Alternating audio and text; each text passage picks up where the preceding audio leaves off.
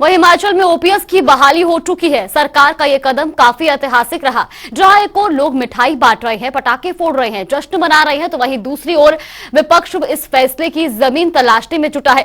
लिहाजा बीजेपी ने कांग्रेस से बड़ा सवाल भी किया है और सवाल ये है कि कर्मचारियों को ओपीएस तो दे दिया, पर इसकी भरपाई कैसे होगी। तो इसी खबर पर हमारे साथ बीजेपी प्रवक्ता करण नंदा जी जुड़ गए हैं। बहुत बहुत स्वागत है सर आपका जनता टीवी पर। जी धन्यवाद आपका। वही हमारे साथ कांग्रेस प्रवक्ता प्रेम कौशल जी भी जुड़ गए हैं। सबसे पहला सवाल प्रेम कौशल जी आपसे करना चाहूंगी, जिस तरह से ओपीएस की बहाली तो कर दी गई है, लेकिन अब यहां पर बीजेपी ने सवाल खड़ा किया है कि ओपीएस बहाल तो कर दी है, लेकिन इसकी भरपाई कैसे होगी। भारतीय जनता पार्टी की परेशानी समझ से परे है। पहले ये कहते थे कि दे नहीं पाएंगे, कैबिनेट नहीं बन रही, पहली कैबिनेट में देने की बात की थी, 10 दिन के अंदर देने की बात की, पहले उसको लेके सवाल थे। अब जब कर दिया तो इनका सवाल है पैसे कहां से आएंगे। ये चिंतित क्यों है मुझे समझ नहीं आ रही। सरकार अभी बनी है, सरकार ने फैसला लिया है ओपीएस देने का, पैसे कहां से आएंगे उसकी चिंता मैं समझता हूँ भारतीय जनता पार्टी के लोगों को करने की आवश्यकता नहीं है। इसकी व्यवस्था सरकार स्वयं करेगी। सरकार के पास ऐसा समझ रखने वाले लोग हैं कि किस तरीके से जो है वो इस जो अर्थव्यवस्था हिमाचल प्रदेश की पटरी से होती है इसको किस तरीके से पटरी के ऊपर लाना है और किस तरीके से जो हमने कमिटमेंट की है कांग्रेस पार्टी ने लोगों के साथ सरकार में आने की स्थिति में पूरा करने की, उनको किस तरीके से हमने पूरा करना है, ये चिंता सरकार की है, कांग्रेस पार्टी है। इसमें समझो इसमें भारतीय जनता पार्टी को चिंतित होने की आवश्यकता नहीं है और इस चिंता में भाजपा के लोग दुबले ना हो तो ज्यादा बेहतर है। करण नंदा जी क्या कुछ कहना चाहेंगे इस पर। देखिए, पहली बात तो हमारी ये है कि जब ये चुनाव लड़ रहे थे कांग्रेस पार्टी, तो इन्हें बोला था सत्ता में आते ही 10वें दिन अपने सारे वादे कर देंगे पूरे। जो 10 गारंटियां इनकी है उसमें से अभी ये एक गारंटी को घोषित कर पाए हैं और अभी तक नोटिफिकेशन नहीं निकाल पाए हैं, इसको अंडरलाइन की।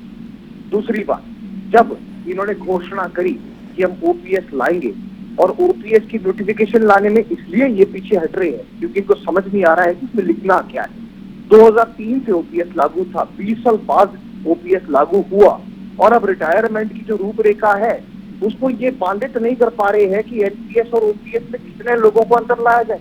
अगर देखें तो साल के 1500 एम्प्लॉइज जो है वो रिटायर होंगे और ओपीएस का बेनिफिट जो है उनको देना पड़ेगा। 800 करोड़ से 900 करोड़ तक का अधिक व्यय हिमाचल प्रदेश सरकार के ऊपर इस घोषणा से पड़ेगा।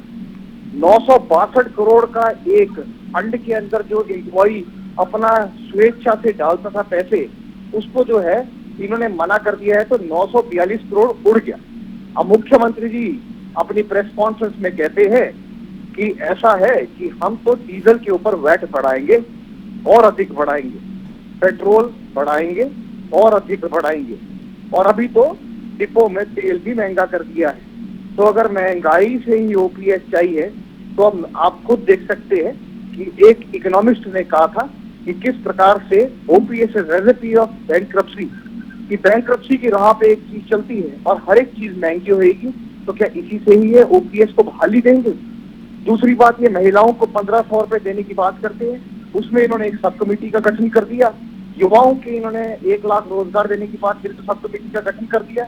जब चुनाव लड़ रहे थे तब कोई मापदंडों की बात नहीं हुई थी, तब तो सीधा इन्होंने बोला था कि 1500 रुपए खाते में आने शुरू हो जाएंगे, पर अब मापदंड तय होने के लिए सब कमेटी का गठन किया।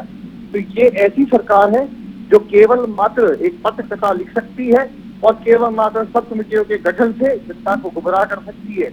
और अभी 7 वादे एक और है जिनको 10 दिन के अगर लागू करना था पर वो लागू नहीं कर सके, इसलिए उन्होंने बोला कि ये 4 साल लगेंगे, 4 साल में वादे पूरे होंगे, 2.5 साल बाद ओपीएस मिलना शुरू होगा। तो आप खुद देख सकते हैं कथनी और करनी में कितना फर्क पड़ता चला जा रहा है। जी बिल्कुल प्रेम कौशल जी, और ऐसे में बड़ा सवाल ये भी उठता है कि जहां एक तरफ जो है अभी हाल ही में सीएम सुखविंदर सिंह सुक्खू ने भी अपने संबोधन में कहा था कि विरासत में कर्ज मिला है, और ऐसे में अब ओपीएस अगर बहाल होगी तो सालाना 800 से 900 करोड़ रुपए कहां से सरकार जो है खर्च कर पाएगी।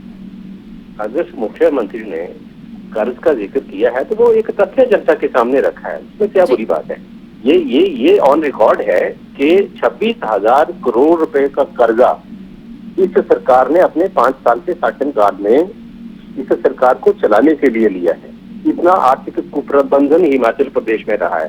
भारतीय जनता पार्टी, मैं समझता हूँ कि इस वक्त कंफ्यूजन की स्थिति में है। इनको समझ नहीं आ रहा कि ये बुक कहें क्या। ओपीएस को कह रहे हैं कि ओपीएस क्यों दिया।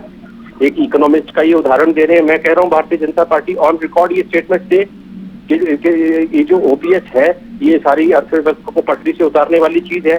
इसको on record Bharatiya Janata party राष्ट्रीय स्तर पे कहे, जो ये भारतीय जनता पार्टी के प्रवक्ता आपके चैनल के ऊपर कह रहे हैं। हिम्मत दिखाएं ऐसा कहने की। दूसरी बात, जो दे दिया उसके ऊपर प्रश्न चिन्ह लगा रहे हैं, जो देने को है उसकी बात कर रहे हैं कि वो दिया क्यों नहीं।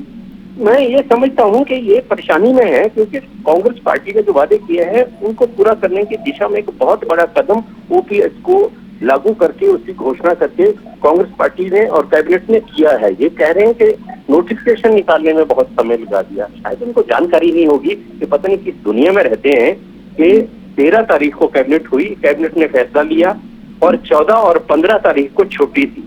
आज भी छुट्टी का दिन था, कल वर्किंग डे है, इंतजार करें। कैबिनेट ने फैसला लिया है, उसकी अधिसूचना भी जारी होगी और कैसे करना है, कहां से करना है, मैं पहले भी कहा, इसको लेके इनको दुबले होने की जरूरत नहीं है। जो हमारी जवाबदेही भारतीय जनता पार्टी के प्रति नहीं है। कांग्रेस पार्टी और कांग्रेस पार्टी की जवाबदेही हिमाचल प्रदेश की जनता के प्रति है। जिस जनता ने भारतीय जनता पार्टी को नकारते हुए कांग्रेस पार्टी को सत्ता सौंपी है, जिम्मेदारी है इस प्रदेश को विकसित करने की, विकास के पथ पर आगे बढ़ाने की, और उसके साथ साथ जो हमारे सामाजिक कल्याण के काम हैं उनको करने की, और जो हमने वादे किए हैं जिनका विश्वास करके हिमाचल की जनता ने हमको सत्ता सौंपी है उनको पूरा करें। जी बिल्कुल। करण नंदा जी, क्या कुछ कहना चाहेंगे इस पर अब आप? हम तो यही कह रहे हैं कि नोटिफिकेशन तो मुख्यमंत्री जी ने उसी दिन बोला था कि शाम को आ जाएगी, पर हम दुनिया में इसी में रहते हैं। हम इंतजार करेंगे इस नोटिफिकेशन का कि मंडे, ट्यूसडे, वेडनेसडे जब मर्जी आए। और एक और चीज बीच में मैं रोक रहा हूँ नंदा जी, आपको एक सेकंड के लिए माफ करेंगे। मैं ये कहना चाहता हूँ कि ओपीएस को लेके अगर कोई प्रतिक्रिया बनती है तो जिनको इसका लाभ मिलना है उनकी तरफ से बनती है। अगर कोई असंतुष्ट, अगर वो असंतुष्ट होंगे तब हम सोचेंगे। उसके बाद आप राजनीति कर रहे हैं और कुछ नहीं कर रहे हैं, आपको ओपीएस से कोई लेना देना नहीं है। अपना काम करे और हिमाचल प्रदेश को नई ऊंचाइयों तक लाए, ऐसा हम अपने प्रार्थना करते हैं कि जो इनका दायित्व बनता है उससे अच्छी तरह निर्वहन करें। हम वही करेंगे, उसी के लिए आए हैं सत्ता में। Thank you. करिए। जी बिल्कुल, बहुत बहुत धन्यवाद करण नंदा जी आपका। प्रेम कौशल जी आपका भी बहुत बहुत धन्यवाद हमारे साथ जुड़ने के लिए और इस पर चर्चा करने के लिए। तो सरकार ने तो ओपीएस को बहाल कर दिया है, लेकिन अब देखना यह होगा कि सरकारी खजाना इसे किस तरह से पूरा कर पाता है, क्योंकि जिस तरह से आंकड़ों का भी कहना है कि 800 से 900 करोड़ रुपए सालाना इसमें खर्च किया जाना है, और ऐसे में अब ओपीएस की भरपाई कैसे होगी, ये सवाल बीजेपी कांग्रेस पर खड़ा कर रही है।